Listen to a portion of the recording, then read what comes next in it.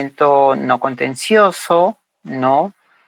Con la queja y luego con el procedimiento de cobranza coactiva. Entonces, es bien sencillo mirar en la... A ver, vamos a estar por acá, procedimiento contencioso. Es bien sencillo mirar el... Acá estamos. Creo que me he equivocado. A ver. Sí, estamos bien. Entonces, es bien sencillo mirar en estas PPTs, ¿no es cierto? Que ya esta, por ejemplo, la habíamos comenzado a ver, ¿no? Y nos quedamos en el mapeo del procedimiento contencioso. Pero no voy a repetir, pero simplemente en 2 minutos para llegar a donde estábamos, ¿no? El 112 del Código Tributario nos habla de los 4 procedimientos y, entre otras cosas, esa es la parte fundamental del libro de procedimientos que está colgado. Entonces es bien sencillo que ustedes revisen el procedimiento contencioso, el procedimiento no contencioso, el procedimiento de cobranza coactiva. No estaría de más una miradita al procedimiento de fiscalización. Es un libro chiquitito, bastante sencillo de leer, ¿no? Entonces ya sabemos, como habíamos indicado, que el artículo 112 del Código Tributario nos habla de estos 4 procedimientos. Hemos visto el procedimiento de fiscalización y comenzamos ya a ver la estructura regulada en el Código Tributario del procedimiento contencioso tributario. Hicimos un poco la diferenciación con el procedimiento no contencioso, porque en el procedimiento contencioso, por su propio nombre, pues existe una diferencia entre el contribuyente o el deudor tributario y la administración tributaria sobre un acto administrativo que ha emitido la administración tributaria, ¿no? Entonces, por eso se llama procedimiento contencioso. Hay un litigio, una controversia, una diferencia, ¿no? Se utiliza mucho la palabra controversia, ¿no? Pero lo que tenemos es una diferencia y el contribuyente está en el derecho de pedirle a la administración tributaria que revise el acto con el cual no está de acuerdo. Y la administración tributaria se encuentra en la obligación de revisar su propio acto. Ahí yo les decía, la administración tributaria juega un doble papel. Es juez, pero también es parte, ¿no es cierto? Entonces, de manera general, ya habíamos dicho, ¿no?, que la controversia en materia tributaria tiene 2 etapas, ¿no? En sede administrativa, que vamos a ver la reclamación y la apelación, que culmina en apelación con la resolución resolutoria llamada resolución del Tribunal Fiscal que emite el Tribunal Fiscal, y luego, si no estoy de acuerdo con esa RTF, pues y cumplo con los requisitos pertinentes, puedo tocarle la puerta al Poder Judicial, ¿no es cierto?, para que conozca el caso y pueda revisar en algunos temas. Entonces decíamos que en la etapa administrativa lo que nosotros íbamos a estudiar eran la primera y la segunda instancia, que son las 2 instancias en el procedimiento tributario administrativo, que es la reclamación y la apelación, cosa que vamos a hacer el día de hoy, ¿no es cierto? Entonces, obtenida la resolución del Tribunal Fiscal, si no me es favorable y yo deseo que ya, o sea, digamos, la etapa administrativa se cierra con la RTF, pero el 157, 158 del Código Tributario nos abre la puerta para poderle tocar la puerta al Poder Judicial mediante el proceso contencioso administrativo, ¿no es cierto? Habíamos hablado de la autotutela y habíamos decir, ojo señores, porque nos quedamos en el mapeo, ojo señores, para hablar de la reclamación, ¿sí?, tenemos que tener un acto reclamable. Pregunta Carmen, ¿y dónde están los actos reclamables? Están regulados en el artículo 135 del Código Tributario.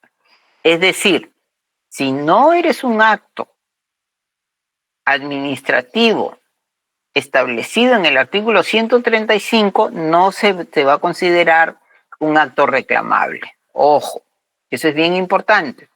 Por ejemplo, en la clase anterior hablamos sobre el requerimiento. El requerimiento no lo vamos a encontrar en el 135, por lo tanto no es reclamable, ¿sí? Entonces es importante tener en cuenta eso, ¿no? El 135 que obviamente lo vamos a estudiar el día de hoy. Entonces, miramos el 135 y si es un acto reclamable, interpongo un recurso de reclamación. En términos generales, ¿no? Dentro de plazo o fuera de plazo, la administración tributaria debería resolver nuestro recurso de reclamación. Y si me es favorable, pues somos felices. Si no me es favorable, yo tengo la facultad o el derecho de interponer en segunda instancia, amparado por la pluralidad de instancias señalada en la Constitución, del recurso impugnatorio de apelación. ¿Ante quién? Ante el Tribunal Fiscal. El Tribunal Fiscal va a tener un plazo para resolver y lo que vamos a buscar nosotros justamente es este acto administrativo resolutivo denominado RTF, Resolución del Tribunal Fiscal. En la llamada jerga tributaria, RTF número tal, ¿no es cierto? Entonces, habíamos hablado también sobre los recursos, habíamos dicho que en nuestro país, en nuestro sistema tributario, a este recurso impugnatorio, en primera instancia se le conoce como recurso de reclamación.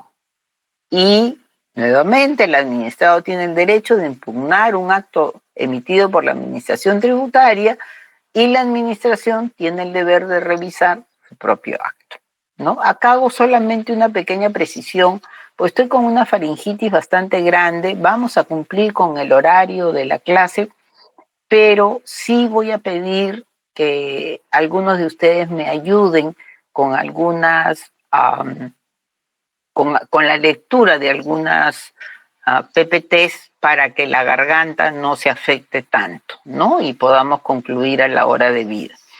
Entonces, también habíamos conversado sobre qué en el objeto del procedimiento contencioso, qué es lo que se busca, ¿no? Porque yo tengo una pretensión, pero el procedimiento contencioso tiene sus propias pretensiones. Entonces, ahí es bien importante que nosotros sepamos y manejemos esto para que podamos hacer una buena defensa, porque abogados vamos a ser o nos vamos a defender a nosotros mismos. Entonces, en el procedimiento contencioso, decíamos, existe de por sí una controversia. Y hablamos de la reclamación contra los famosos 3 valores. Y yo les decía, resolución de determinación, resolución de multa, orden de pago. Pero en la jerga tributaria son las famosas RD, RM u OP, ¿no es cierto? Entonces, ahí tenemos la reclamación, que es lo primero que vamos a ver ahora, y luego vamos a mirar la famosa apelación. En la apelación, que también lo dijimos en la clase pasada, hay 2 tipos, ¿no? Yo le llamo regular porque tenemos 2 tipos de apelaciones. La regular, ¿no? Que es esa apelación que va contra una resolución que ha resuelto una reclamación, donde probablemente hay hechos que probar, controversias, situaciones, pruebas de parte de las partes, qué sé yo. Pero tenemos la famosa apelación de puro derecho. Por ahí ustedes me van a ayudar, 150 puede ser del Código Tributario, pero lo vamos a ver hoy día. No sé si lo llegamos a ver hoy día o no, pero está para verlo. En la apelación de puro derecho ante el Tribunal Fiscal se dan cuenta en la propia definición como acá no hay hechos que probar, sino es una situación donde hay interpretación de derecho, ¿no?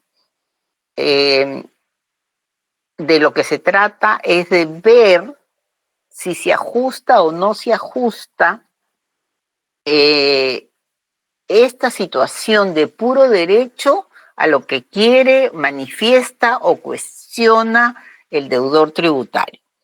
¿Cuál es el caso que nosotros hemos conversado en extenso en la parte de interpretación?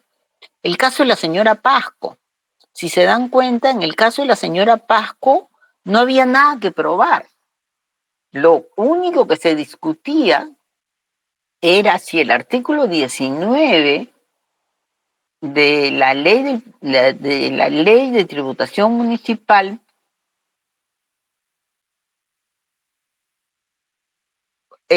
recogía o no recogía la situación de la señora Pasco. Lo voy a decir de otra manera.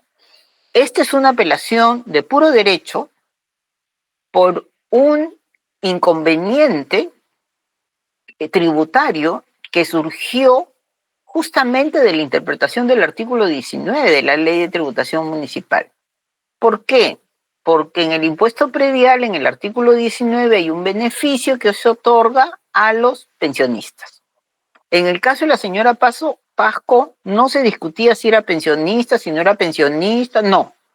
Simplemente era, no entras dentro del beneficio del 19 porque el artículo 19 solamente contempla la propiedad a título universal, o sea, el 100% de los derechos y acciones y la sociedad conyugal.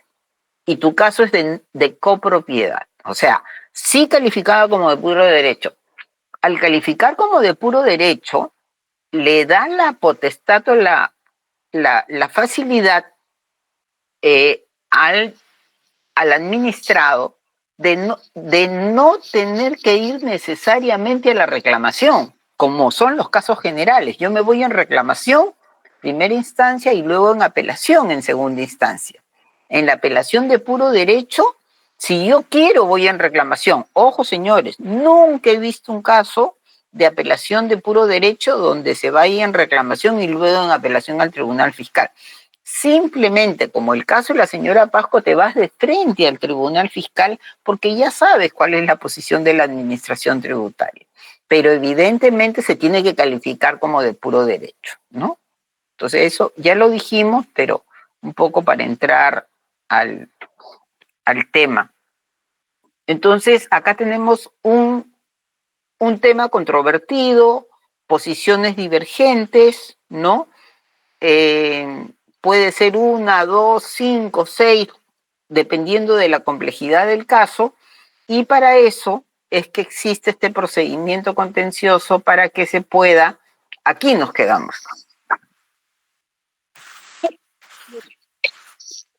Entonces, en este mapeo nos quedamos, ¿no? Decíamos nosotros que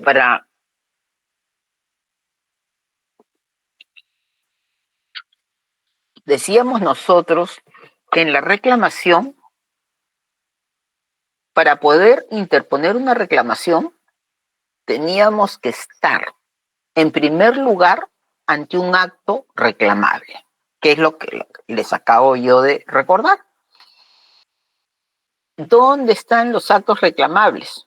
En el artículo 135 del Código Tributario. RD, RM, OP, eso lo vamos a estudiar.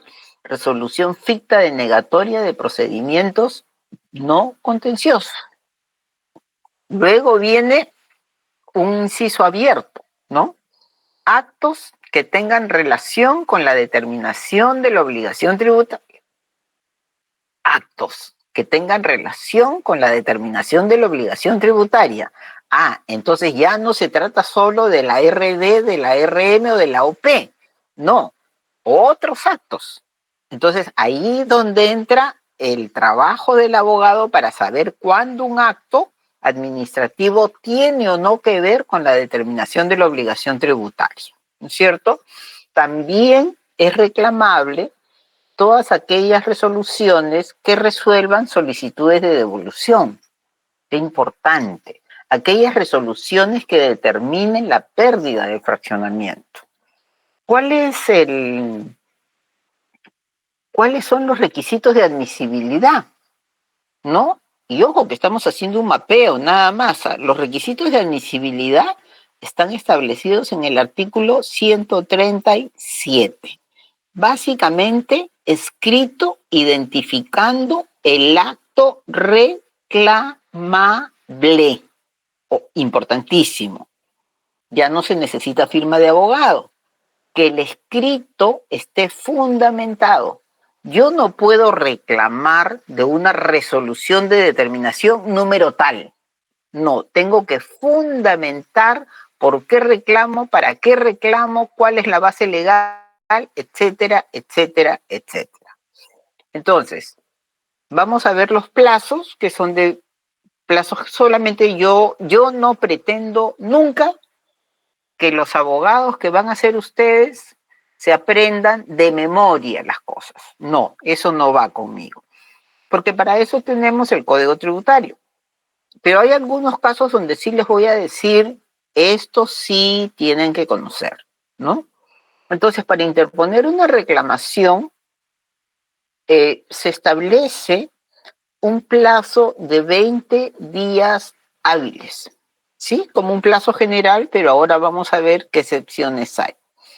Y tanto en la reclamación como en la apelación tenemos el plazo probatorio, ¿no es cierto? Y tenemos un plazo para que la administración tributaria resuelva la reclamación.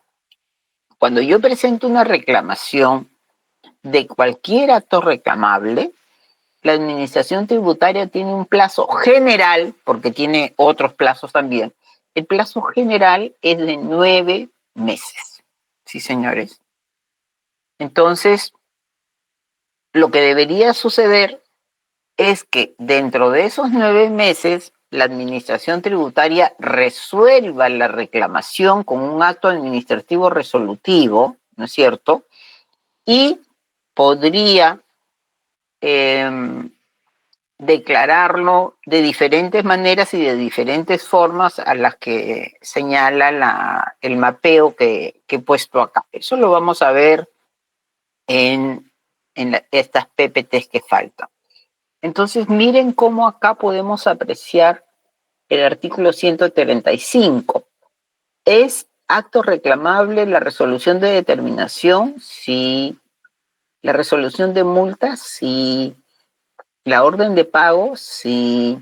Y luego vamos a ver la naturaleza jurídica. La resolución de determinación está señalada, indicada, definida, como querramos decir, artículos 75, 76 y 77 del Código Tributario, con sus requisitos. La resolución de multa en el artículo 77. La orden de pago en el artículo 78. ¿Bien? Entonces, la resolución de determinación y la resolución de multa tienen una naturaleza jurídica distinta a la orden de pago.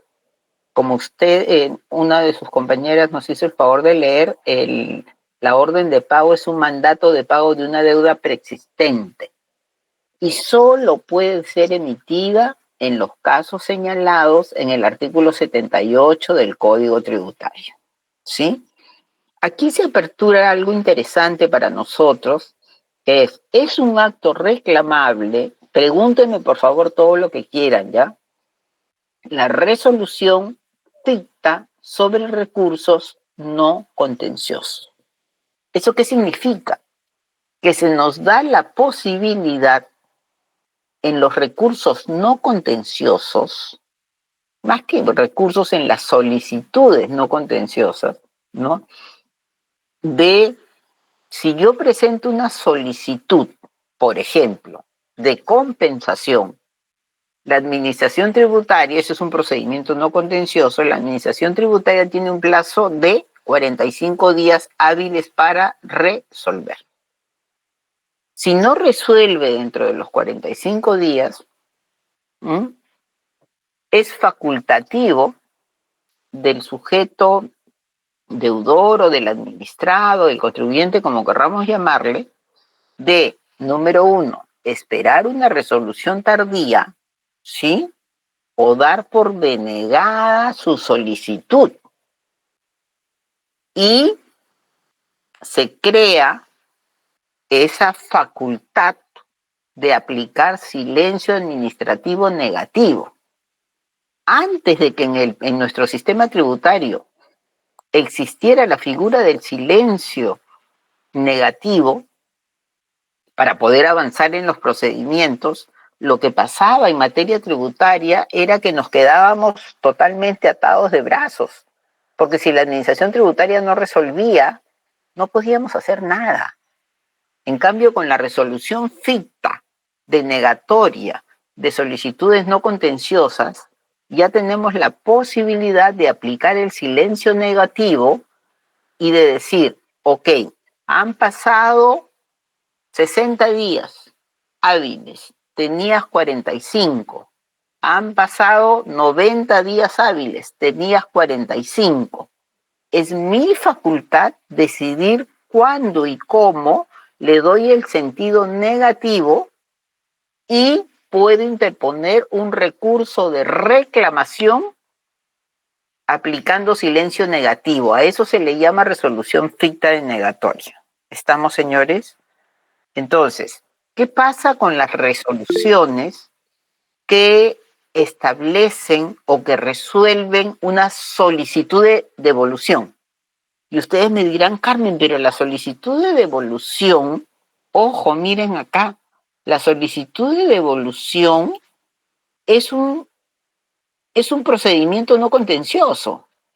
Sí, pero tiene un tratamiento diferente. Por eso, en el 135 está tratado de manera diferente. En unos minutos se van a dar cuenta por qué. Entonces, también tenemos el acto administrativo mediante el cual la administración tributaria determina la pérdida de un fraccionamiento. Ojo, yo puedo solicitar un fraccionamiento, como hemos conversado, artículo 36, la administración tributaria me otorga el fraccionamiento y por la razón que fuera, que pueden ser muchísimas razones, con un acto administrativo me determinan la pérdida del fraccionamiento. ¿Yo puedo interponer un recurso de reclamación? Sí, puedo. ¿Correcto, señores? Porque lo dice el 135, no necesariamente. Y ahora les explico por qué y les pido mucha atención en esto, ¿ya? Yo les decía que nosotros tenemos una figura abierta en el 135, que también es reclamable, también son reclamables todos aquellos actos que tienen relación con la determinación de la obligación tributaria. Entonces, nosotros sabemos qué es la determinación de la obligación tributaria y aquellos actos que tengan relación con la determinación de la obligación tributaria son actos reclamables. Este es un inciso que nos deja un poco la puerta abierta para poder saber cuándo un acto tiene o no relación con la determinación de la obligación tributaria. El mejor ejemplo que les puedo poner es algo que se ha modificado conmigo, o sea, durante el tiempo que yo estoy viendo tributario, ¿no? Este numeral, resoluciones que determinan la pérdida de fraccionamiento, no estaba en el artículo 135. Entonces, ¿qué sucedía? Cuando un contribuyente solicitaba un fraccionamiento y la administración tributaria se lo otorgaba, por la razón que fuera, para la administración tributaria, lo perdía. Y el contribuyente decía, estás equivocado, yo reclamo. Como no había una indicación precisa y expresa como hay ahora, el contribuyente cogía esto de acá y decía, la resolución que determina la pérdida de fraccionamiento tiene que ver con la determinación de la obligación tributaria, por lo tanto es un acto reclamable. ¿Qué decía SUNAT? No, no tiene que ver con la determinación de la obligación tributaria. Señores, claro que tiene que ver con la determinación de la obligación tributaria. Y entonces los abogados sustentábamos y el tribunal fiscal decía sí tiene que ver con la determinación de la obligación tributaria. Y el caso se veía. Entonces, un poco para que quede más claro, ¿no? En una de las modificaciones que se hizo al Código Tributario se agregó esto. ¿Se dan cuenta? Pero ¿de dónde sale? De la interpretación de este tercero. Hasta ahí. ¿Alguna pregunta?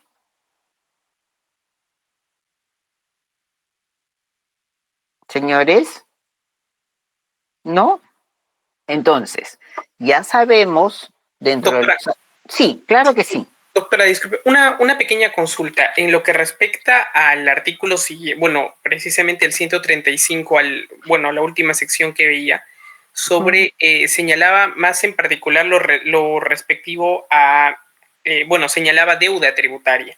En ese sentido, Deberíamos entender como como obligación obligación. tributaria. Ya, Sí, sí, claro. justamente Sí. ahí tenía la duda, doctora, porque como entre los elementos de la deuda tributaria estaba el mismo pago del tributo, aparte de multas e intereses, tal vez en ese caso, como el fraccionamiento implica cierto pago de intereses establecidos claramente, ¿no?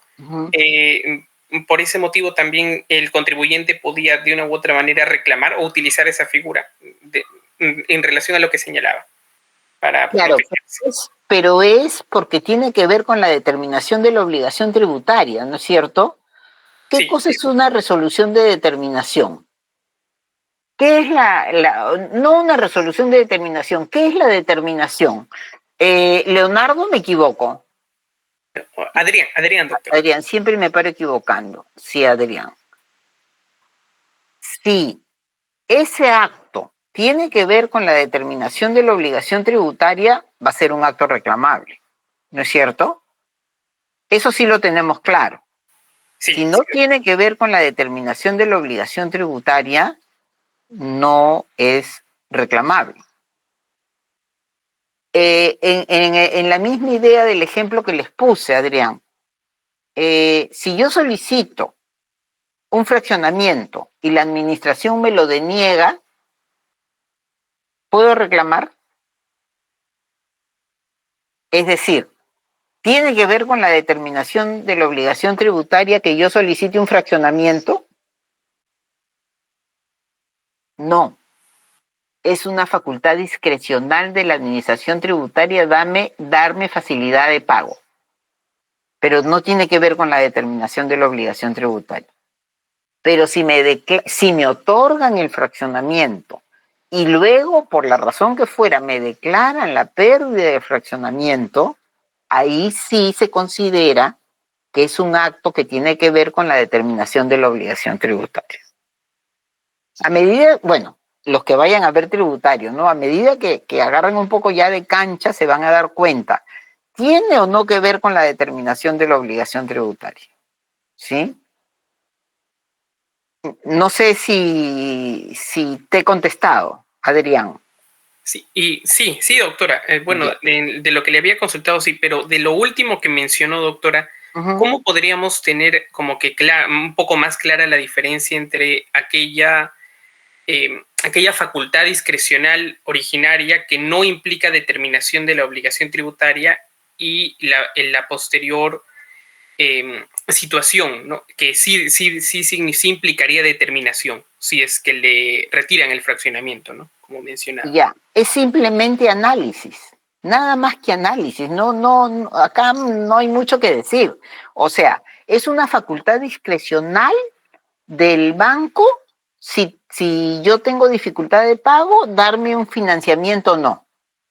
Igualmente, en el caso de la administración tributaria, es una facultad discrecional que tiene el otorgar o no facilidad de pago. en lo que te otorguen facilidad de pago, no a ti, a quien sea, ¿tiene que ver con la determinación de la obligación tributaria? No, no. Es evidente. Ahora, ¿qué pasa si me lo otorgan? Ya estamos hablando, ¿no es cierto?, de que me otorgan un fraccionamiento para que yo cumpla con pagar la deuda tributaria que tengo con la administración tributaria, ¿correcto? Entonces yo tengo que cumplir no solamente con el Código Tributario, sino también con el reglamento de fraccionamiento, ¿no? Que me implica una serie de... Es bien complicado. Yo siempre soy enemiga de recomendar a alguien que vaya a un fraccionamiento. Entonces, en el reglamento de fraccionamiento está clarísimo los casos en los que se pierde, ¿no? Y son, bueno, no puedo entrar a eso por temas de tiempo, pero se revisa el reglamento, que yo nunca lo trabajo con los alumnos de pregrado porque no tiene mucho sentido. Pero si a mí me declaran la pérdida del fraccionamiento, ya no me están rechazando una facilidad de pago. Lo que me están diciendo es: yo te había otorgado un fraccionamiento tributario que está reglado y que evidentemente tiene como finalidad que tú pagues la deuda tributaria. Y pagar la deuda tributaria tiene que ver con la determinación o no. Verificación, identificación, cuantificación. Tiene que ver con la determinación de la obligación tributaria. Entonces, eso se discutió mucho porque para mí, por lo menos, era claro y evidente que lo primero no tenía que ver con la determinación de la obligación tributaria, pero la declaración de pérdida sí. Y para, digamos, por una situación de interpretaciones similares, el Tribunal Fiscal coincidía con la posición que yo tenía, ¿no? Y evidentemente hoy, para que sea mucho más claro, porque en ese momento cuando yo defendía la situación, no tenía de manera expresa como acto reclamable la declaración de pérdida y fraccionamiento. Entonces la fundamentación tenía que ser mucho más explícita, ¿no? Porque ahora no, ahora tenemos expresamente señalado, ¿no? Entonces, hoy está claro en el artículo 135 que es un acto reclamable. Pero yo por eso les pongo el ejemplo. ¿De dónde viene? Viene de un acto que tiene que ver con la determinación de la obligación tributaria. No es tan sencillo como decirte 1 más 1 es 2. Eso sí lo tengo claro.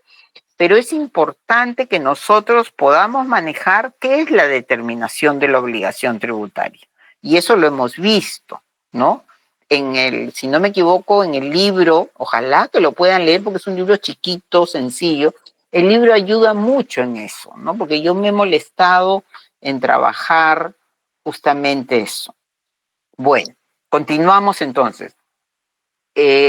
Actos reclamables, resolución de determinación, tienen ustedes ahí el concepto, ya lo hemos visto, y les doy la base legal, artículo 75, artículo 76 y artículo 77, ¿sí? Es un acto administrativo por el cual la administración pone en conocimiento del deudor tributario el resultado de su labor destinada a controlar el cumplimiento de las obligaciones tributarias. Ahí hablamos de la fiscalización de la cual hemos conversado.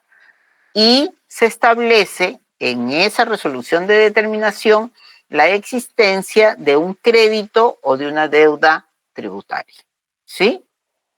Entonces, en el procedimiento contencioso tributario también tenemos como el otro gran valor, porque son RD, RM o P, la famosa resolución de multa. La resolución de multa es un acto administrativo que emite la administración tributaria para imponer una sanción de naturaleza dineraria, pecuniaria. ¿Por qué? Por el incumplimiento, ¿no?, del deudor. No has presentado la declaración, no te has, o sea, hay una tipicidad establecida, ¿no es cierto?, para que nosotros podamos hablar de, hay una infracción y la consecuencia es una sanción. Hay una serie de sanciones, porque la multa no es la única, pero la única sanción dineraria es la multa. Por eso lo que le interesa a la administración tributaria es la resolución de multa. Miren ustedes la diferencia entre la RD, la RM y la OP. La orden de pago, ¿quién me ayuda con la lectura, por favor, de la orden de pago?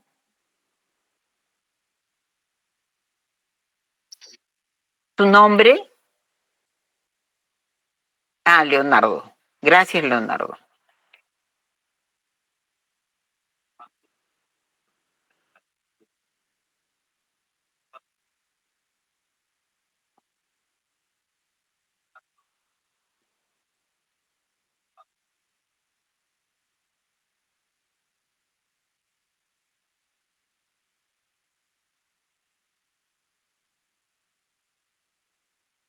Leonardo, hay dos Leonardos, creo, ¿no? Ya. ¿Cuál es tu apellido? Alarcón, ya, perfecto. No, tengo que diferenciarlo. Muchísimas gracias. Entonces, ¿cuál es la diferencia cuando Leonardo lee que es una orden de pago? Es un mandato de pago de una deuda preexistente. Ojo, la administración tributaria no puede emitir una orden de pago las veces que se le ocurra, sino solamente en los casos establecidos de manera expresa en el artículo 78 del Código Tributario. Por ejemplo, cuando se trata de autodeterminaciones, que es la mayoría de tributos.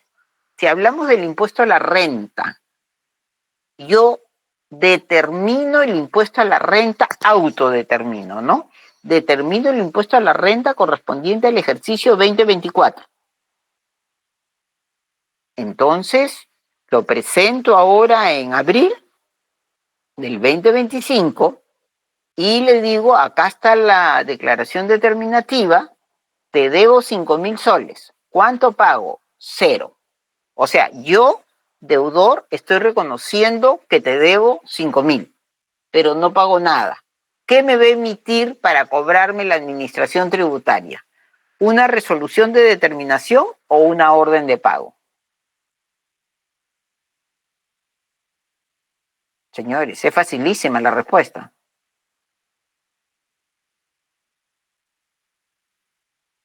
No. Si se quedan callados me pongo a llorar, ¿ah? ¿Cuál es la diferencia entre la resolución de determinación y la orden de pago? O sea, la resolución de determinación es el acto administrativo. Yo les dije, lean los artículos 75, 76, 77, resolución de determinación. 77, resolución de multa. 78, orden de pago. Pero yo no puedo venir a leerles los artículos. De eso no se trata una clase. Entonces, la orden de pago, y Leonardo lo ha leído, ¿no? Acá se dice, se exige el pago de una deuda respecto de la cual existe certeza. Es más, se trata, cuando se ponen los ejemplos en los cuales se puede emitir una orden de pago, ¿sí?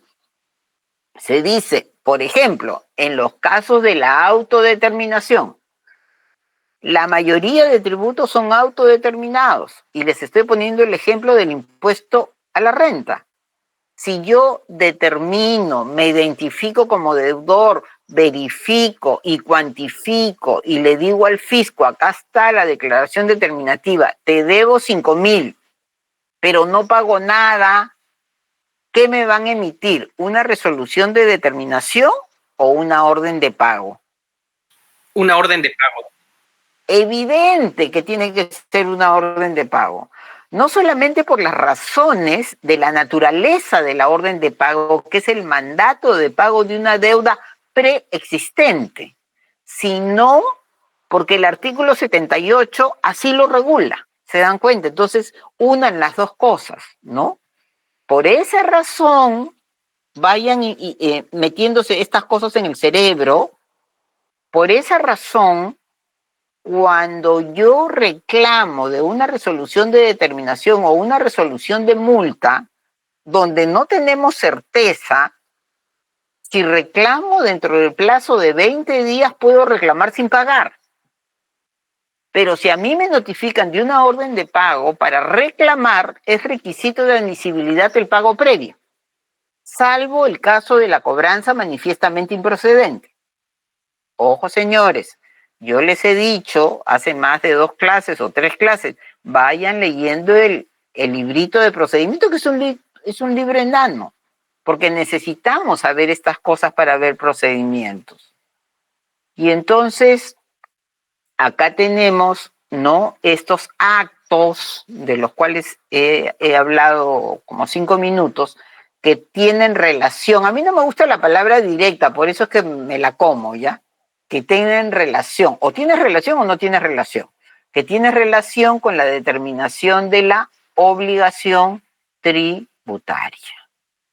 Entonces, ustedes tienen ahí la definición de lo que es la determinación, de la cual hemos conversado en extenso.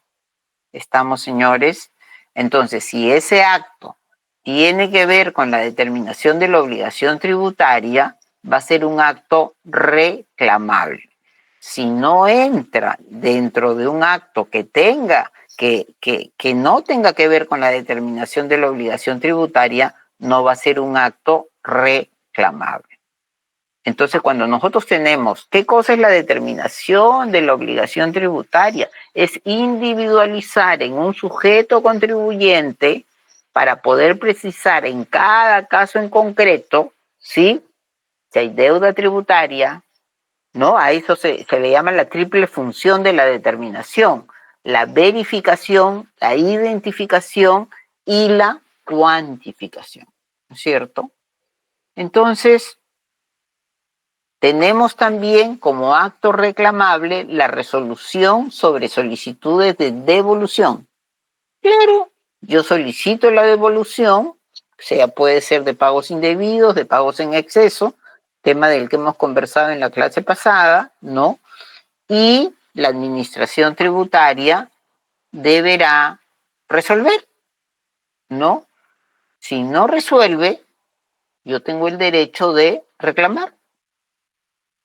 Si la administración tributaria, ¿qué he dicho? ¿Resuelve o no resuelve? Ya. Si resuelve, tengo el derecho de reclamar. La vía que tengo que utilizar es la reclamación. Después van a ver por qué hago esta diferenciación con otros procedimientos no contenciosos, porque este es un procedimiento no contencioso. Solicitar la devolución es un procedimiento no contencioso. En los casos de solicitudes de devolución, sea que la administración tributaria se manifieste expresamente o no se manifieste expresamente, la vía idónea es la reclamación. Ahorita van a entender por qué insisto en esto. El caso de las solicitudes de devolución tiene un trato distinto al de otros procedimientos no contenciosos. En el caso de las solicitudes de devolución, sea que resuelvan o sea que no resuelvan, lo que a mí me corresponde luego de eso es reclamar. Ojo, ¿ya? Ahorita se van a dar cuenta por qué insisto en esto tanto. ¿Qué pasa con la resolución denegatoria ficta sobre procedimientos no contenciosos? ¿Quién me puede ayudar con el artículo 162 del Código Tributario? Yo lo podría leer, doctora. Leonardo, ¿no es cierto? Ahora Adrián. Adrián, por favor. Sí, a ver, artículo 162. Uh-huh. Ya, doctora. A ver, indica. Un segundo, doctora, se me ha cerrado. Ya, ahora sí. Artículo 162. Respecto al trámite de solicitudes no contenciosas. Las solicitudes no contenciosas vinculadas a la determinación de la obligación tributaria deberán ser resueltas y notificadas en un plazo no mayor de 45 No se te escucha, Adrián. días hábiles. Sí. Ya. A ver, doctora, ahora sí. Ahora sí. Doctora, ya, creo que la señal. Ya, el artículo 162, doctora. Ya. Trámite de solicitudes no contenciosas. Las solicitudes no contenciosas vinculadas a la determinación de la obligación tributaria deberán ser resueltas y notificadas en un plazo no mayor de 45 días hábiles, siempre que conforme a las disposiciones pertinentes requiriese de pronunciamiento expreso de la Administración Tributaria. Uh-huh. Tratándose de otras solicitudes no contenciosas, estas serán resueltas según el procedimiento regulado en la Ley de Procedimiento Administrativo General. Claro, o sea, aquellas que no tienen que ver con la determinación de la obligación tributaria, ¿no es cierto? ¿Qué dice sobre la impugnación? Sí, sobre la impugnación, el artículo 163. Uh-huh. Las resoluciones que resuelven las solicitudes a que se refiere el primer párrafo del artículo anterior serán Uh-huh. apelables ante el Tribunal Fiscal, con Uh-huh. excepción de las que resuelvan las solicitudes de devolución, las mismas que serán reclamables. Ya, entonces ahí se dan cuenta, Adrián, ¿te das cuenta por qué hago hincapié de la diferencia de trato entre las solicitudes no contenciosas en general, salvo las solicitudes de devolución? ¿Por qué? Porque tienen un trato diferente en la vía procedimental idónea. Cuando se trata de cualquier procedimiento no contencioso, siempre vinculada a la determinación de la obligación tributaria, como puede ser un pedido de compensación, un pedido de prescripción, ¿no? En esos casos que no son devolución, si siempre la administración tributaria, en todos los casos de solicitudes no contenciosas, ¿no? El plazo es de 45 días hábiles, ¿correcto? La diferencia está, ¿cuál es la vía siguiente? Cuando no estamos hablando de devolución, si la administración tributaria resuelve, el contribuyente tiene que apelar, bueno, sí, si fue en contra, ¿no? Puede apelar al Tribunal Fiscal, ¿correcto? Ahorita les voy a mostrar un cuadrito. Si la administración tributaria no resuelve, el contribuyente puede esperar una resolución tardía o aplicar silencio administrativo negativo, dar por denegada su solicitud, darle un sentido al silencio del Estado e ir en reclamación. Pero ¿qué pasa cuando esta situación del procedimiento no contencioso, de la solicitud no contenciosa, es sobre devolución? Por pago indebido, por pago en exceso, lo que fuere, pero es sobre devolución. No interesa si la administración tributaria no resuelve o si la administración tributaria resuelve, porque en ambos casos el contribuyente tiene que ir en reclamación. Hasta ahí, ténganme un poquito de paciencia para ver el cuadrito, ¿ya?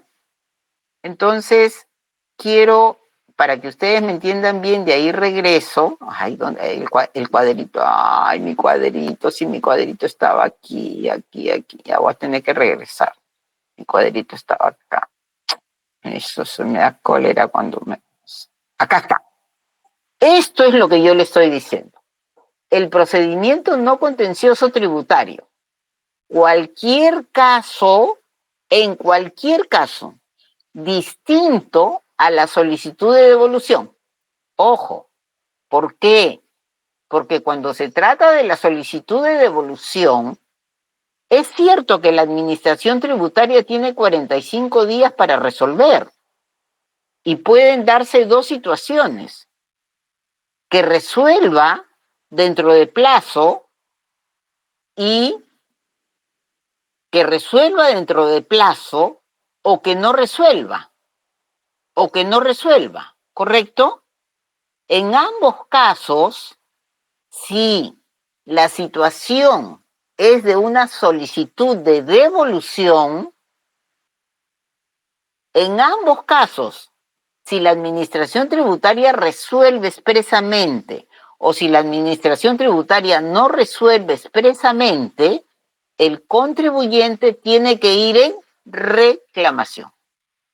Ojo, pero en cualquier caso de procedimiento no contencioso tributario distinto a la solicitud de devolución, este es el cuadro que se aplica. Esta es la vía idónea. Acá yo tengo una solicitud no contenciosa tributaria vinculada con la determinación. Presento la solicitud a la administración tributaria y la administración tributaria resuelve, me lo declara infundado. ¿Cuál es la vía que debo seguir? Apelo. ¿Correcto, señores? Apelo. Apelo al Tribunal Fiscal y el Tribunal Fiscal va a resolver con una resolución que se llama RTF, Resolución del Tribunal Fiscal. Esa es la vía idónea. Sí resuelve. ¿Qué pasa si pasan los 45 días y no resuelve? Si pasan los 45 días y no resuelve, va a depender de mí. Me cruzo de brazos y espero una resolución tardía o aplico silencio administrativo negativo y reclamo sobre una resolución ficta de negatoria. Presento mi recurso de reclamación. La administración tributaria, ojo, la administración tributaria tendrá que resolver. Si la administración tributaria resuelve y no va a mi favor, apelo. Si la administración tributaria no resuelve, también puedo aplicar silencio administrativo negativo y me voy en apelación contra resolución ficta de negatoria de reclamación. Entonces, todavía ténganme paciencia porque en procedimientos tenemos que tener la parte de atrás clara. Yo necesito que ustedes lo tengan claro. Entonces, devolución, no importa si resuelve o si no resuelve. La vía idónea es la reclamación. Pero en otros casos de procedimientos no contenciosos, ojo, si resuelve, la vía es la apelación. Y si no resuelve, puedo aplicar silencio negativo. ¿Preguntas? Eso lo repito como 2, 3 veces más, ¿ah? O sea, porque eso tiene que quedar claro. ¿Eso quiere decir que está claro? Sí, sí, doctor. Perfecto.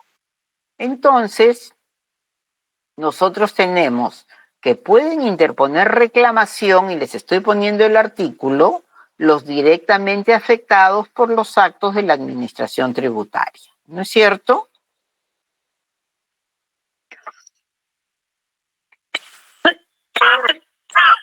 Generalmente,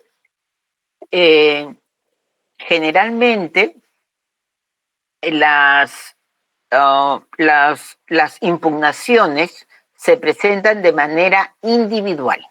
Sí, señores. Y estos cuadritos son solamente para que ustedes les den una mirada. Resolución de determinación, reclamación, la resolución, la apelación, resolución del Tribunal Fiscal. Los va a ayudar, ¿no? ¿Qué pasa con la resolución de multa? También pequeñas cosas. La resolución de multa, reclamación, resolución de la administración que resuelve la reclamación, la apelación, la resolución del Tribunal Fiscal. Y lo propio con la orden de pago. Pero eso simplemente es indicativo, ¿correcto? Entonces, seguimos con el procedimiento no contencioso. ¿Cuáles son los requisitos? ¿Y de qué requisitos estamos hablando? De los requisitos de admisibilidad, ¿no es cierto? Entonces, nosotros tenemos que los plazos van de la mano de qué tipo de acto estamos impugnando, ¿no?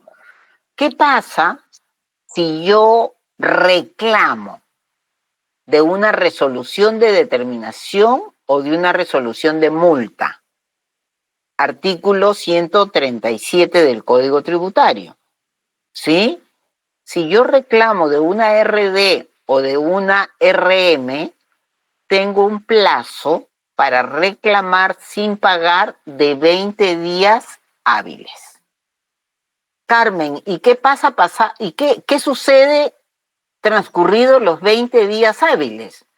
¿Puedo reclamar? Sí, puedes reclamar, pero tienes que pagar o afianzar.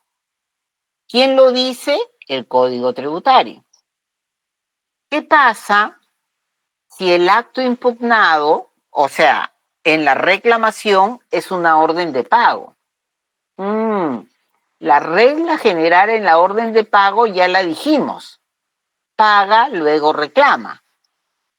Principio solve et repete, porque la orden de pago, por el artículo 78 del Código Tributario, es un mandato de pago de una deuda preexistente.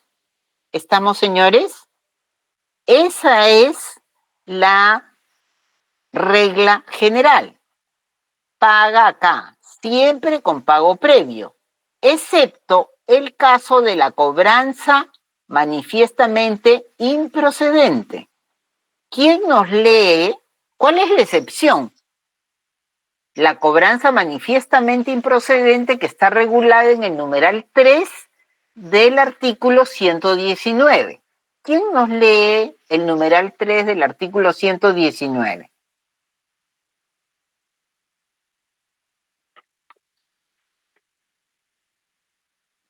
Por favor.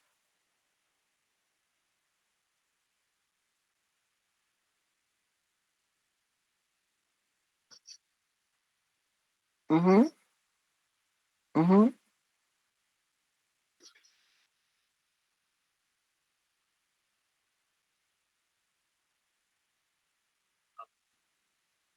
Numeral 3. Numeral 3.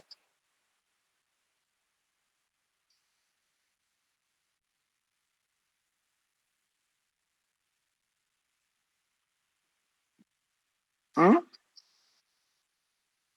Bajas al numeral 3.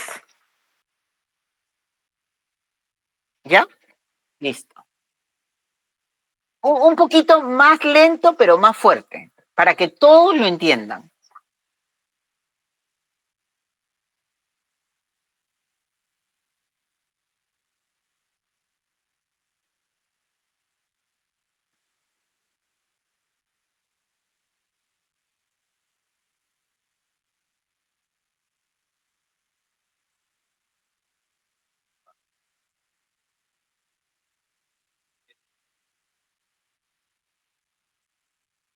No. Eso quiere decir que la regla general para reclamar de una orden de pago es el pago previo, ¿correcto? Porque la orden de pago supuestamente es un mandato de pago de una deuda preexistente, ¿no?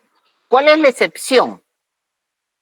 la cobranza manifiestamente improcedente de acuerdo al artículo 119. ¿Y qué dice el artículo 119? Que yo puedo presentar una reclamación amparándome en el 119 que regula la cobranza manifiestamente improcedente y siempre que reclame de la orden de pago dentro del plazo de los 20 días hábiles.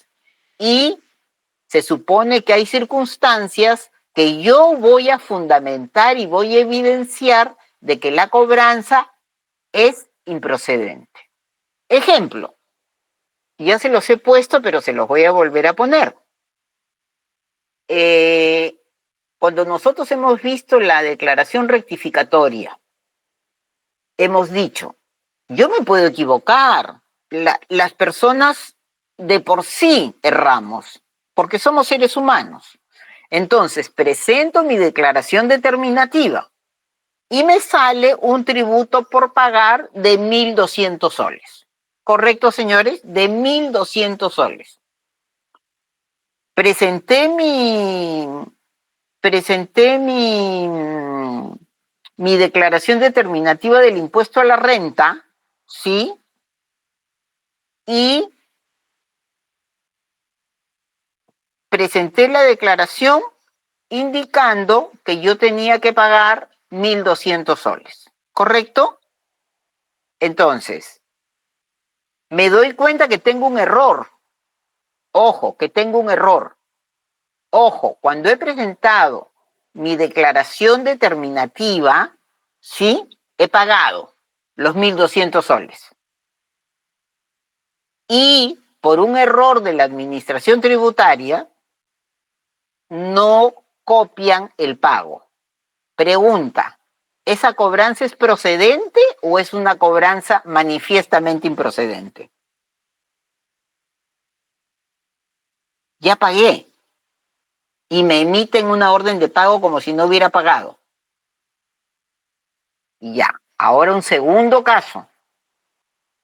Yo puse que debía 1.200 soles. No pagué. Y me doy cuenta que cometí un error porque he emitido recibos por honorarios que todavía no me han pagado. Por lo tanto, los tengo que sacar.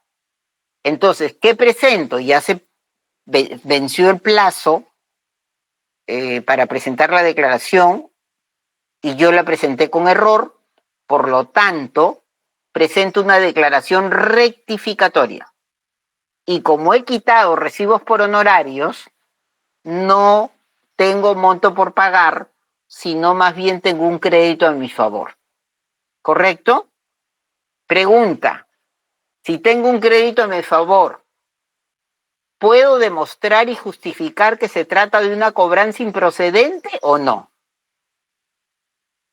Sí, Claro señor. que sí. Claro que sí. Entonces, hay situaciones de manera excepcional, ¿ah? O sea, no a cada rato se presentan estos casos, pero hay situaciones que aun cuando se trate de una orden de pago, yo excepcionalmente puedo utilizar el 119, fundamentando y probando de qué se trata de una cobranza improcedente. ¿Estamos, señores? ¿Preguntas hasta ahí? ¿Qué pasa, no es cierto, si voy a reclamar de resoluciones que han declarado la pérdida de fraccionamiento? Aquí el plazo que tengo para reclamar es de 20 días, ¿correcto? No hay más de 20 días, ¿ah? Pasados los 20 días ya no puedo reclamar. ¿Qué pasa cuando eso sucede? El acto queda firme, ¿no? ¿Sí? Ahora, vamos a la resolución denegatoria ficta. Esto es bien importante. Acuérdense de eso, que yo les estoy a cada rato diciendo la denegatoria ficta. ¿Qué pasa cuando yo he solicitado la compensación y la administración tributaria han pasado 60 días y no me ha resuelto? y debía haberme resuelto dentro de los 45 días.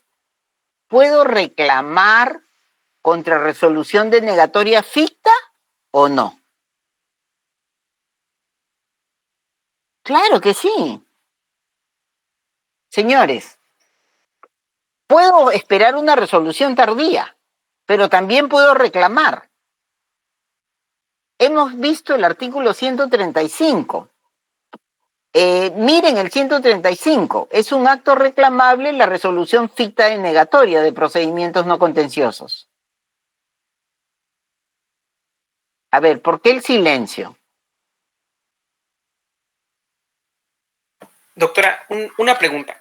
Sí. En ese caso, estaríamos aplicando lo que había dicho hace unos minutos del silencio administrativo negativo. ¿En ese sentido sería? Sí, a ver, Adrián, ¿puedes Sí. leernos el artículo 135? El problema es que yo estoy sintiendo que no leen el Código Tributario. ¿Puedes leernos el 135, por favor? Sí, doctora, acá Ya. lo tengo. El 135 habla sobre los actos reclamables. Ya, ¿qué dice? Sí, puede ser objeto de reclamación la resolución de determinación, la orden de pago y la resolución de multa. También son reclamables la resolución ficta sobre recursos no contenciosos y las resoluciones... Ya. Hasta ahí, la resolución ficta de procedimientos no contenciosos, ¿no es cierto? Sí. ¿Estamos? Sí, doctor. Ya, entonces, si yo presento, por eso les estoy poniendo todavía ejemplos, si yo presento una solicitud de compensación, ¿correcto? Si yo presento una solicitud de prescripción, es un procedimiento no contencioso, ¿no es cierto? ¿Sí? ¿Cuál es el plazo que tiene la administración para resolver? 45 días hábiles, ¿correcto? No resuelve. El 135 nos habilita para ir en reclamación contra resolución ficta denegatoria. Lo que ha dicho Adrián, que yo ya se los había dicho a ustedes. ¿Por qué? No es que tengo que ir en reclamación contra resolución ficta denegatoria. Es mi facultad. Yo decido si voy o no en reclamación o si espero una resolución tardía de la administración. No sé cuál de sus compañeros leyó el 162 y 163, que también habla de lo mismo. Transcurridos los 45 días, puedo impugnarlo mediante una reclamación.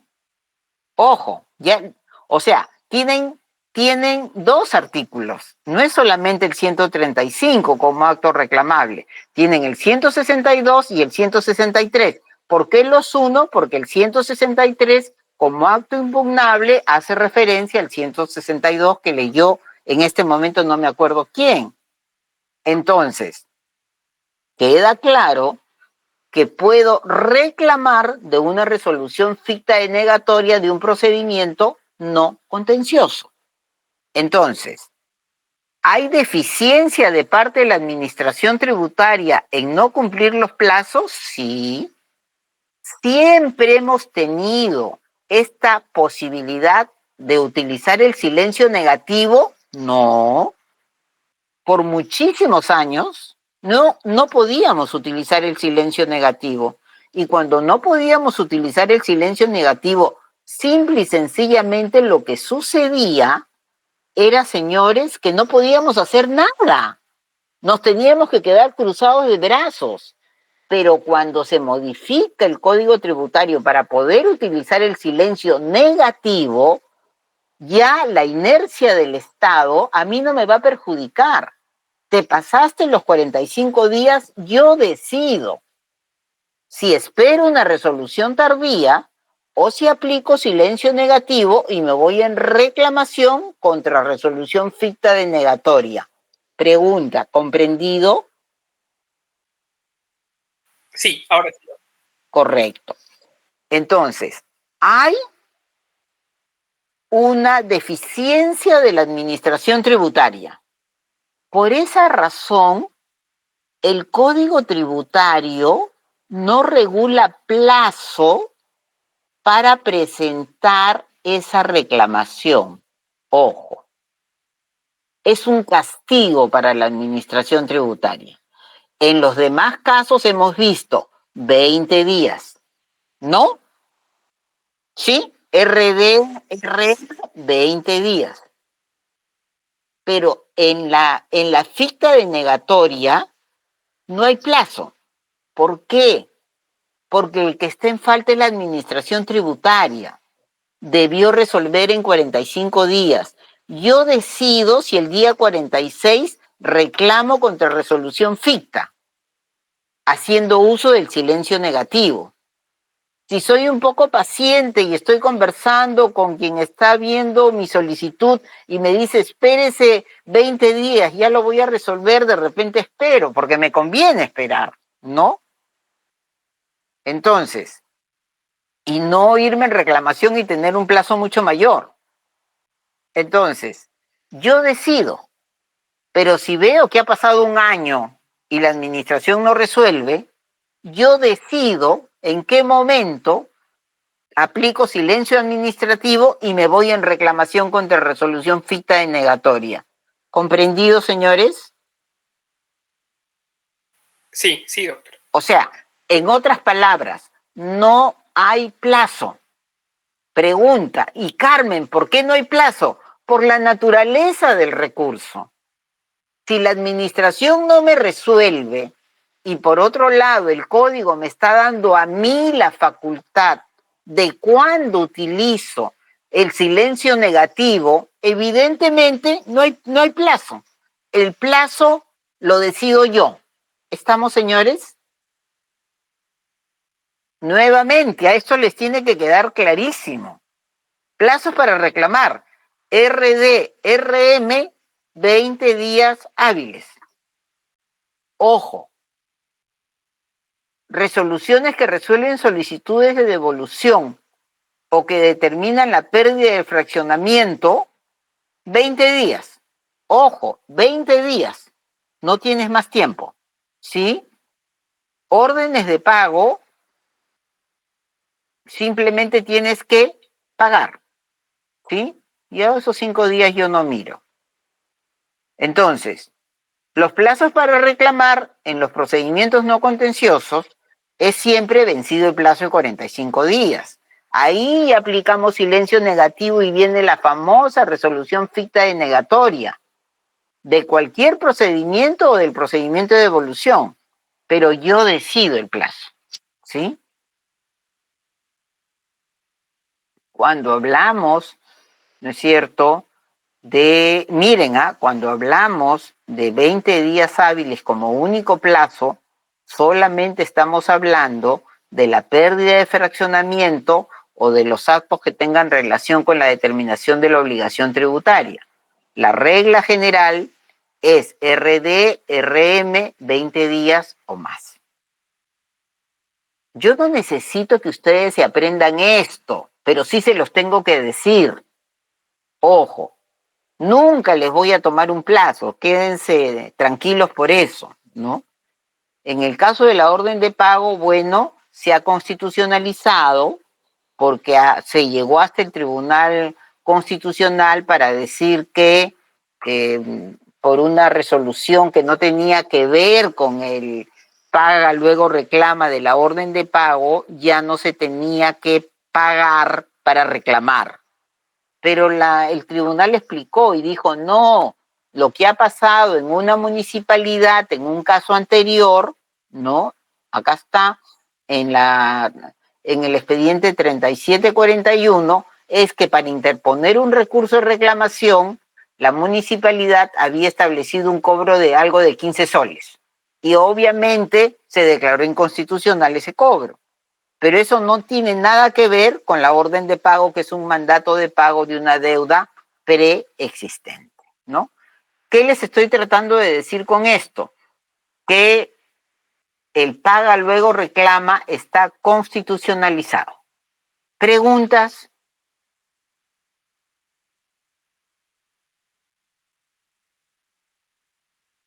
Y acá hay algunas resoluciones simplemente para que ustedes las lean, ¿no? Porque muchas veces no se entiende bien el tema de la inadmisibilidad. La inadmisibilidad es cuando no se ha cumplido con los requisitos de forma, ¿no? Entonces ahí simplemente tenemos que tener cuidado. Siempre tenemos que cumplir con los requisitos de forma. Si no cumplimos con los requisitos de forma, señores, si no cumplimos con los requisitos de forma, ¿qué va a hacer la administración tributaria? Nos va a requerir que cumplamos. Creo que les he puesto el ejemplo del representante legal. No adjunto el poder del representante legal. Tengo que adjuntarlo. Es un requisito de forma, no de fondo. La administración tributaria, cuando no se cumple con un requisito de forma, nos da, de acuerdo al Código Tributario, de un plazo de 15 días para subsanar. Si no subsano, van a declarar la reclamación inadmisible. ¿Qué pasa si no firmo el escrito? ¿Tiene que estar firmado o no? Claro que tiene que estar firmado. Si yo no firmo, lo que va a suceder es que me van a pedir que firme. Lo único que tengo que hacer es firmarlo y subsanar. El problema está si no subsano. Si no subsano, no van a ver el fondo. Me lo van a declarar inadmisible. Ojo, señores, ¿sí?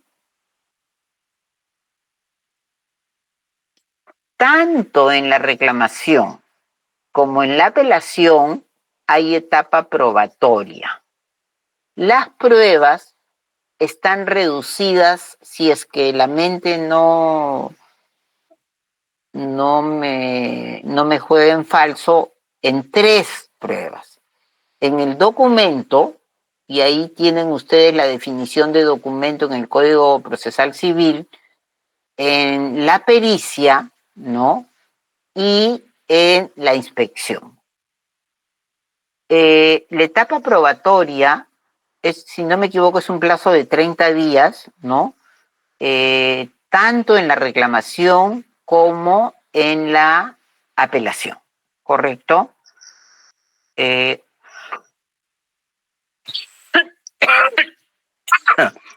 Otro tema importante, si no me equivoco, es el tema del desistimiento, ¿no? O de la facultad del reexamen también, ¿no? Cuando yo presento un recurso de reclamación, habilito a la administración tributaria para que haga un nuevo examen de los puntos controvertidos de la fiscalización que me hizo, ¿sí? Pero solamente de los puntos controvertidos, los puntos que el contribuyente o que el deudor tributario está cuestionando, ¿sí? Acá está la facultad del reexamen.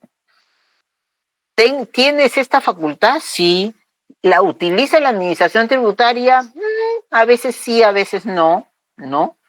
Pero si nosotros estamos tranquilos porque manejamos bien nuestra empresa o nosotros como contribuyentes cumplimos con nuestros deberes, no vamos a tener ningún inconveniente, ¿no es cierto? Ahora, es importante que sepamos que cuando nosotros tenemos un recurso de reclamación, tenemos que saber qué puntos son los controvertidos y señalarlos. Porque si son 5 puntos controvertidos, la administración tributaria va a tener que resolver la reclamación en cada uno de los puntos controvertidos. Por eso el artículo 147 del Código Tributario se va a segunda instancia y dice: cuando se interpone la apelación ante el Tribunal Fiscal, el recurrente, o sea, nosotros, no puede discutir aspectos que no impugnó al reclamar. Mucho cuidado con eso. Ojo. Entonces, ¿ahora quieres discutir otra cosa? No, un momentito. Tú reclamaste 5.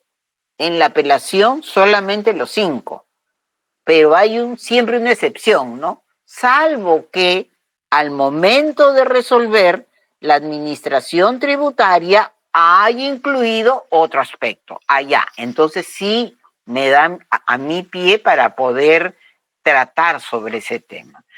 ¿Y cuál es el plazo que tiene la administración tributaria para resolver? Yo me quedo siempre con los plazos generales, porque los abogados no tenemos que aprendernos nada de memoria. El plazo general es de 9 meses. Entonces yo ya sé que la administración tributaria tiene 9 meses para resolver mi recurso de reclamación.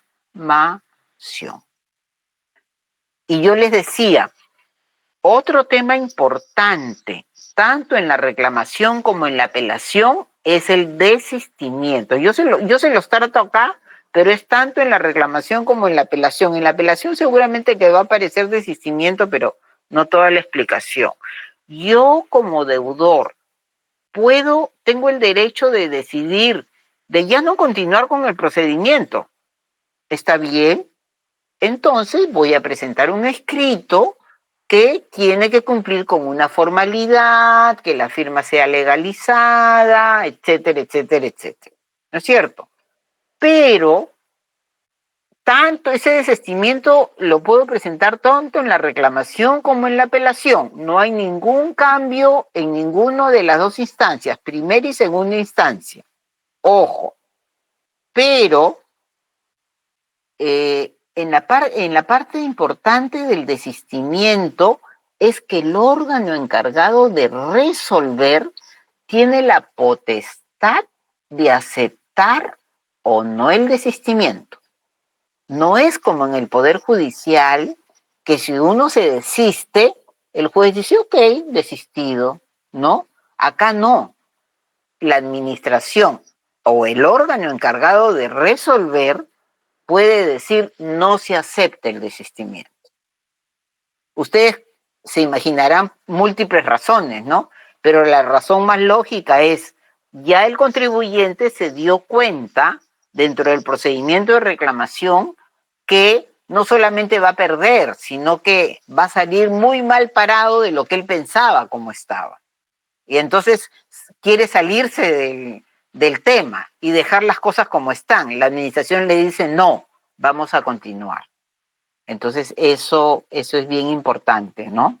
La potestad del desistimiento en realidad no la tiene, o sea, no constituye un derecho mío, constituye una posibilidad que tengo, pero voy a estar a la resolución del órgano resolutor que acepte o no acepte el desistimiento. Nuestro código tributario nos habla de los órganos resolutores, ¿no? Nosotros nos quedamos con la Administración Tributaria Nacional y con los gobiernos locales, ¿no?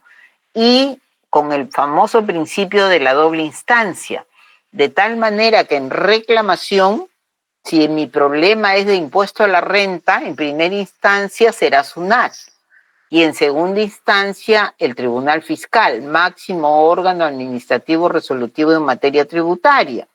Si mi inconveniente o mi problema es con la municipalidad provincial, porque por ejemplo es impuesto al patrimonio vehicular, la reclamación será ante la municipalidad provincial y la apelación ante el Tribunal Fiscal. Y si yo tengo un problema, por ejemplo, con una municipalidad distrital relacionada con el impuesto predial, en primera instancia será la municipalidad distrital y en segunda instancia será el Tribunal Fiscal. Preguntas, todas las preguntas que quieran, ¿ah?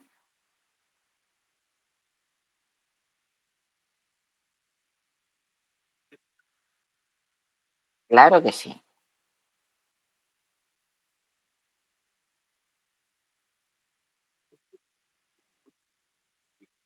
Pero todavía no hemos visto cobranza coactiva. ¿Tiene que ver con algo de lo que estamos viendo nosotros?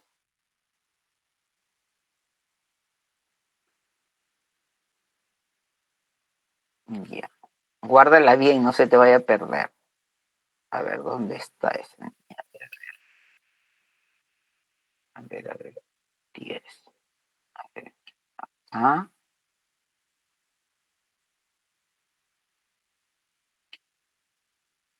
acá debería aparecer.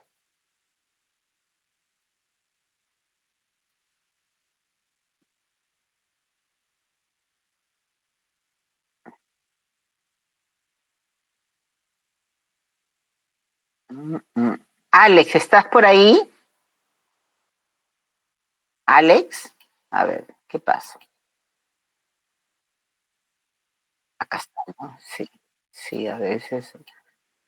Sí, acá. ¿Y por qué me aparece PDF? Ah, ya, apareció. Listo. Y entonces vamos a conversar sobre la apelación. Uno de los temas importantes es, porque hay mucho error con esto, cuando nosotros tenemos o hemos iniciado un procedimiento contencioso, sabemos que en primera instancia va la reclamación y en segunda instancia la apelación, ¿no es cierto? Y que la apelación va a ser resuelta por la máxima instancia administrativa resolutiva en materia tributaria, que es el Tribunal Fiscal. El Tribunal Fiscal resuelve con la famosa RTF, ¿no? Resolución del Tribunal Fiscal. Entonces, si yo voy a apelar de la resolución que emitió la Administración Tributaria, evidentemente, si quien va a conocer la apelación es el Tribunal Fiscal, todo se dirige al Tribunal Fiscal. Pero ojo, ¿dónde se presenta la apelación? Eso tenemos que tenerlo claro. Se presenta ante el órgano que resolvió el acto que estoy recurriendo. Ahorita vamos a mirarlo eso, ¿sí? Y vamos a ver el artículo pertinente. ¿Dónde se deja? ¿Dónde se coloca? ¿En qué mesa virtual? En la mesa, si el problema es con SUNAT, se presenta SUNAT, dirigido al Tribunal Fiscal, ¿eh? Ojo. ¿Por qué? Porque SUNAT o la municipalidad, quien fuere, ya perdió competencia, pero se le ha encargado por el Código Tributario que revise los requisitos de admisibilidad. Tiene 30 días hábiles para revisar los requisitos de admisibilidad. Si revisa los requisitos de admisibilidad y encuentra que falta algo, notifica al recurrente o al contribuyente y le da 15 días hábiles para que subsane. Ojo, si subsana, lo eleva al Tribunal Fiscal y a partir de que ingresa al Tribunal Fiscal, cuando decimos, se utiliza mucho la palabra se eleva, pero en realidad se manda con un oficio. Entonces vamos a pensar que en mi caso hubo un error, no firmé, me pidieron que subsané y que el día de hoy ingresa al Tribunal Fiscal mi expediente, ¿sí? Enviado por SUNAT. A partir de hoy día, el Tribunal Fiscal tiene 12 meses para resolver. ¿Correcto, señores? Entonces, voy a pensar que el Tribunal Fiscal resuelve. No, tal vez en los 12 meses, pero de repente en el mes 15, ¿no? Pero de repente confirma la pelada, y confirmar la pelada que no me dio la razón a mí en la reclamación es darle la razón a la administración tributaria. Y entonces yo tengo el derecho, artículo 157, 158, ya se acabó la vía administrativa, pero le puedo tocar la puerta al Poder Judicial. ¿Mediante qué? Mediante la demanda contencioso administrativa. Y de acuerdo al artículo 157 y 158 y la ley de la materia, solo tengo 3 meses para interponer demanda contencioso administrativa. Ojo, señores, eso es bien importante, ¿no? Hoy día no lo vamos a ver por el tiempo, pero la queja, no quiero dejar de decirlo, no es un recurso, no es un medio impugnatorio. La queja es un remedio de naturaleza procedimental. Cuando yo, contribuyente, deudor tributario, me quejo de la administración tributaria o me quejo del Tribunal Fiscal por no cumplir con los aspectos procedimentales que ha señalado el Código Tributario. ¿Correcto? Entonces, es un poco todo esto lo que vamos a ver, ¿no? Esto es bien simple, esto de verdad, yo no lo pienso ni leer, ni mucho menos, pero les pongo algunas funciones del Tribunal Fiscal, pero lo que me interesa es que ustedes sepan que el Tribunal Fiscal es el órgano encargado de resolver el recurso de apelación. ¿Correcto? Esto ustedes lo leen porque la verdad no tiene ninguna importancia todo lo que hace el Tribunal Fiscal en otros temas, pero sí nos interesa, ¿no es cierto?, dentro de sus funciones que tiene que resolver las apelaciones, ¿no es cierto? Entonces, hay algunos comentarios sobre el Tribunal Fiscal que a mí sí me parecen relevantes, ¿no? Exactamente no sé cuántas salas hay, creo que 13, ¿ya? Pero hay una sala, o sea, las salas se dividen por especialidades. Hay una sala, por ejemplo, que es la sala 7, que es la sala de temas municipales. O sea, todo lo relacionado a las municipalidades lo conoce la sala 7, ¿sí? Hay sala de pericos, por ejemplo, ¿no? Entonces, hay las salas un poco que se van especializando, ¿no? Entonces, acuérdense que el Tribunal Fiscal es un colegiado que está compuesto por salas y que en cada sala hay 3 vocales, ¿no? Entonces, los vocales no se pueden disparar con resoluciones o con actos administrativos resolutivos que un día dicen una cosa y mañana dicen otra. No, no, no, no. Tiene que haber unidad y unificación de criterios. Por eso, una vez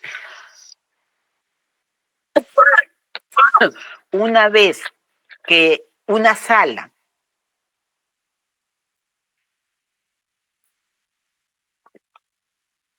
tiene una resolución, esa resolución, todas las resoluciones de las salas tienen un filtro.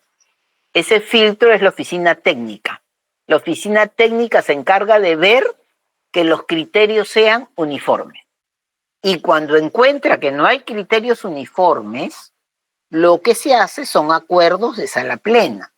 ¿Qué es un acuerdo de sala plena? Es la reunión de todos los vocales del Tribunal Fiscal, que no se juntan todos, ¿ah? Simplemente es virtual, todo es virtual. Y ahí salen las 2, 3, 2 posiciones, 3 posiciones que hay, se justifica, se vota igual que en el Congreso y muchas veces por 1 o 2 votos gana determinada posición. ¿Estamos? Entonces, es importante que sepamos ese papel, ¿no?, del Tribunal Fiscal. Ahora, nosotros tenemos los famosos precedentes de observancia obligatoria. Adrián, no sé si me puedes ayudar con el Código Tributario. Nosotros tenemos 2 tipos de resoluciones del Tribunal Fiscal. Las resoluciones ordinarias, por llamarlas de alguna manera, y los precedentes de observancia obligatoria. Las resoluciones ordinarias son aquellas que se notifican a las partes. Se notifican al recurrente y a la administración tributaria, ¿correcto? De esas no tenemos mucho que decir porque para el Tribunal Fiscal es trabajo diario. El tema que sí nos interesa y que Adrián, estás por ahí, ¿no? Sí, doctora. Ya, y que Adrián me va a dar la mano es con el artículo 102 y el artículo 154 del Código Tributario que nos habla cuando hay un precedente de observancia obligatoria.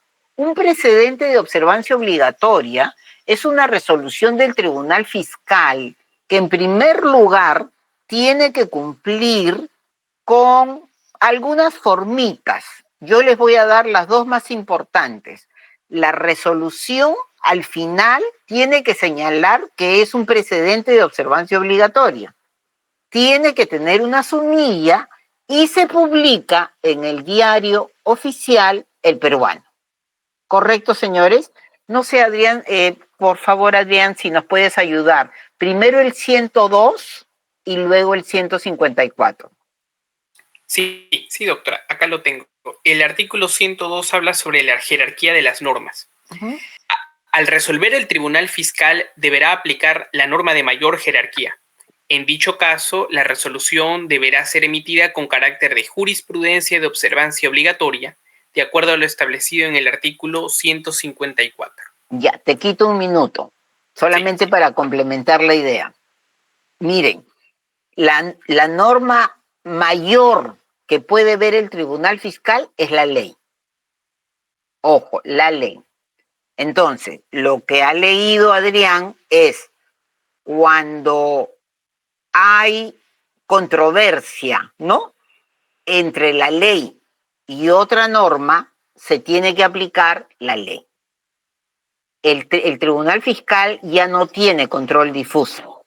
En algún momento, año 2004, el Tribunal Constitucional le otorgó control difuso, pero luego, en un precedente de observancia obligatoria del Tribunal Constitucional, se le quitó, porque en realidad que el Tribunal Fiscal, no era el Tribunal Fiscal, ¿no?, sino a determinados colegiados con ciertas características, haga control difuso, no, pues.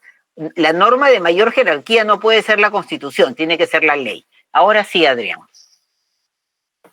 El 154, ¿verdad, doctora? Por favor, escuchen, señores, ¿ya? Y léanlo en su casa también. Ya, artículo 154. Jurisprudencia de observancia obligatoria.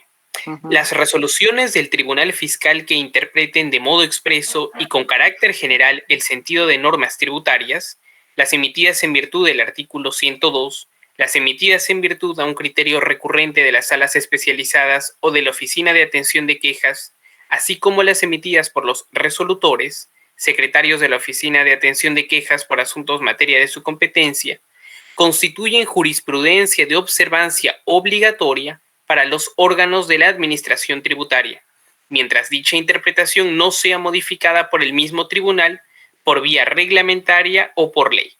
En este caso, en la resolución correspondiente, el tribunal señala que constituye jurisprudencia de observancia obligatoria y dispone la publicación de su texto en el Diario Oficial El Peruano.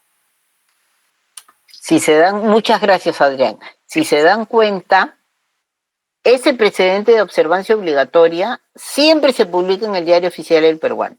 Cuando ustedes ingresan a la página web del Tribunal Fiscal, están todas las jurisprudencias de observancia obligatoria. Ojo, todos los precedentes de observancia obligatoria están por años en la página del Tribunal Fiscal. O sea, es sumamente importante.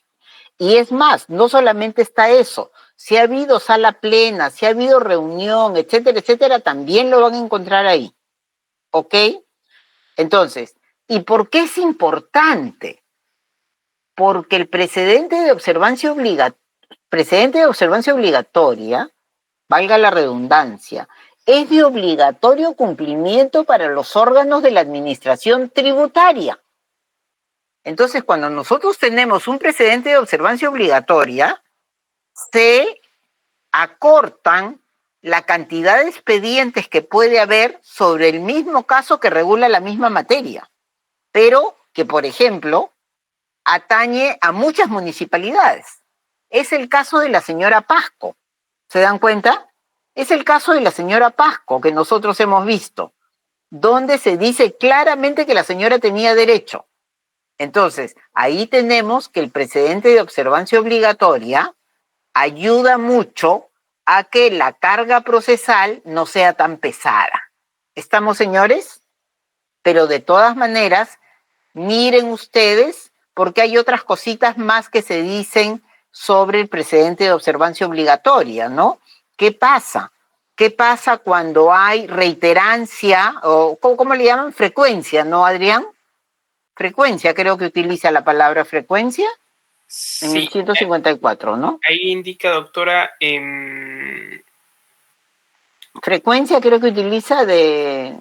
sí, lo estoy buscando, Porque doctora. eso no había, eso no estaba, eso es nuevo. Criterio recurrente. Criterio recurrente, ¿ya? Está perfecto, muchísimas gracias. Entonces, cuando nosotros estamos en una apelación, nosotros vamos a encontrar que tenemos dos tipos de apelaciones, ¿sí? La apelación regular, esta de acá, la apelación regular, la usual, la general, donde hay hechos que probar, donde me han fiscalizado, me han cuestionado, una serie de gastos que dicen que yo he realizado, que no he debido deducirlos, qué sé yo, ¿no? Entonces, aquí, esta es una resolución, una resolución que resuelve una reclamación. Ojo con lo que les estoy diciendo. Es la apelación regular, la resolución del Tribunal Fiscal regular resuelve una resolución que a su vez ha resuelto una reclamación. Pero la apelación de puro derecho, que nosotros la vamos a estudiar, ¿no es cierto?, tiene un tratamiento especial. No creo, no tengo tan buena memoria, pero creo que está en el 150 o 151 del Código Tributario. En la apelación de puro derecho no hay hechos que probar, sino simple y sencillamente lo que hay es derecho, es una apelación de puro derecho. No hay hechos que probar, sino que lo que tenemos que ver es la interpretación. Recuerdan nuevamente un caso que hemos visto, el caso de la señora Pasco, ¿no? Los hechos no cambiaban, no había nada que probar. Aquí solamente había que definir cuál era el ámbito de afectación del artículo 19 de la Ley de Tributación Municipal en referencia al derecho de propiedad. Entonces, ¿qué fue eso? La señora Pasco, que tenía la discrepancia con la distrital de San Borja, si quiere, porque es un derecho de ella, se pudo ir en reclamación y luego en apelación de puro derecho. Pero nunca en mi vida he conocido un caso de una apelación de puro derecho que primero vaya en reclamación. Simplemente es potestativo y lo vamos a ver en su momento. Pero quiero que haga desde el comienzo que tengan clara la diferencia entre la apelación regular y la apelación de puro derecho, ¿sí? Nuevamente, es el caso de la señora Pasco, donde se discute derecho, no se discute hechos, no hay nada que probar, ¿no es cierto? Entonces, veamos un poquito de la apelación por unos 5 minutitos más, ¿no? Tenemos la apelación porque nos regimos por el principio de la doble instancia, 139 de la Constitución, ¿no es cierto? Y lo que hace, ¿no? En la apelación, lo que hace el Tribunal Fiscal es analizar todo lo actuado por la Administración Tributaria en relación a la o las pretensiones del contribuyente, ya directamente así. Entonces, va a comprobar si efectivamente esas conclusiones a las que ha llegado la administración tributaria se ajustan o no a la legalidad, ¿no es cierto? Nosotros vemos en relación a lo propio les he copiado acá, si se trata de una resolución de determinación, cómo se ve la apelación, eso simplemente es para ustedes, igual en la resolución de multa, ¿no? Igual en la orden de pago, ¿no es cierto? Pero entonces, nuevamente acá, ¿no? Aquí aparece la apelación. ¿Se acuerdan este cuadrito que no ha cambiado? Procedimiento no contencioso tributario. En cualquier caso distinto a la solicitud de devolución. Porque en la solicitud de devolución, en ambos casos, sea que la administración tributaria se pronuncie o sea que la administración tributaria no se pronuncie, el contribuyente, en las situaciones de haber presentado una solicitud de devolución, tiene que ir en recurso de reclamación. Ojo, pero acá no. En todos los demás casos, ¿no? Que no son devolución, si se pronuncia, me voy en apelación, el tribunal fiscal tiene 12 meses para resolver, qué locura, ¿no es cierto? Y si no me resuelve y me voy aplico silencio negativo, me puedo ir en reclamación, la administración tributaria, como bien hemos señalado, tiene 9 meses para resolver. Pregunta, Carmen, si me resuelve, me voy en apelación, evidente. Y si no me resuelve, me voy en, aplico si quiero, si quiero, si soy mosca en realidad, ¿no? Aplico silencio negativo, ¿no? Así, doble silencio. Me voy en silencio negativo por en apelación contra resolución ficta denegatoria de reclamación, ¿no? Entonces puedo llegar con silencio hasta el tribunal fiscal. Eso tenemos que tenerlo no solamente claro, sino presente, ¿no? Y entonces me voy a quedar acá ya en actos apelables, porque acá hay que ver varias cositas interesantes. Miren, puede ser que el acto que estoy apelando es porque mi recurso de reclamación me lo declararon inadmisible. Si yo me voy en apelación al tribunal fiscal porque me declaran inadmisible, ¿no?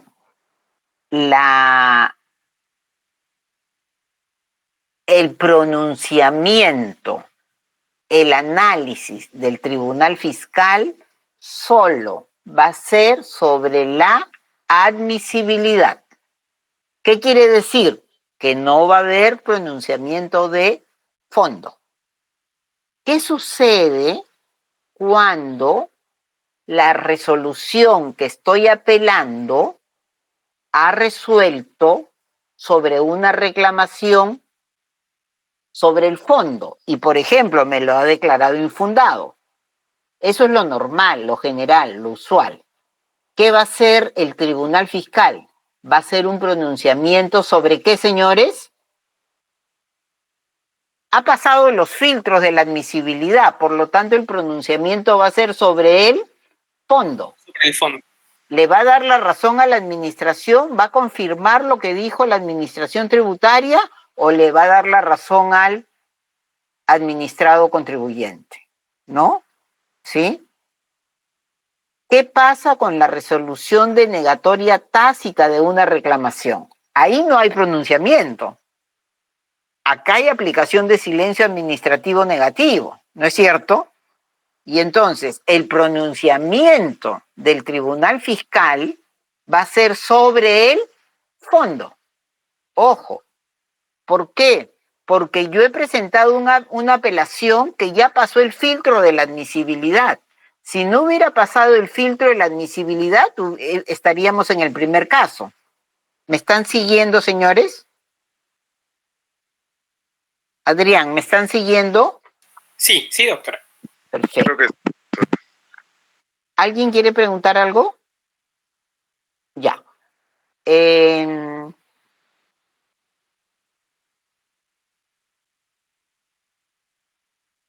Esto es bien sencillo, muy sencillo, y acá ya lo cerramos. Tenemos una resolución, ¿no? Expresa, ¿por qué les digo esto? Porque nosotros tenemos en el artículo 135 del Código Tributario qué actos son reclamables, pero no tenemos un artículo en el Código Tributario que nos diga qué actos son apelables. ¿Correcto, señores? Entonces, podemos tener una resolución expresa que se pronuncia sobre una solicitud no contenciosa, ¿no? ¿Sí? Entonces, ¿qué vamos a tener? Un pronunciamiento sobre la solicitud no contenciosa siempre que esté vinculada a la determinación de la obligación tributaria. Podemos tener otro acto que es una resolución de apelación, ¿sí? Que está recaída, bueno, eso es cuando tenemos segunda y penúltima instancia, cuando hay órgano sometido a jerarquía. No, olvídense de eso, no tiene ninguna importancia para ustedes. Tenemos actos de la administración tributaria cuando se trata de cuestión de controversia de puro derecho. Cuando es de puro derecho, como hemos visto el caso de la señora Pasco, que hemos señalado, ¿no? Aquí lo que se discute es más o menos cuál es el régimen legal de una situación, ¿no? Ese es el caso de la señora Pasco, no hay hechos que probar, ¿no? Entonces, yo me quedo en este mapeo, en este mapeo yo no quiero correr, ¿ya? Ahora, lo que sí les pido, le voy a poner acá mapeo de apelación. Les pido que por favor, si les es tan pesado leer el libro, que por favor lean los artículos de reclamación y apelación. ¿Sí, señores? Ya, estamos terminando un poquito más de las 10:30, disculpen, y nos vemos el próximo jueves. ¿Listo, señores? Sí. ¿Están por ahí? Nos vemos entonces el próximo jueves. Gracias, Alex. Gracias, doctora.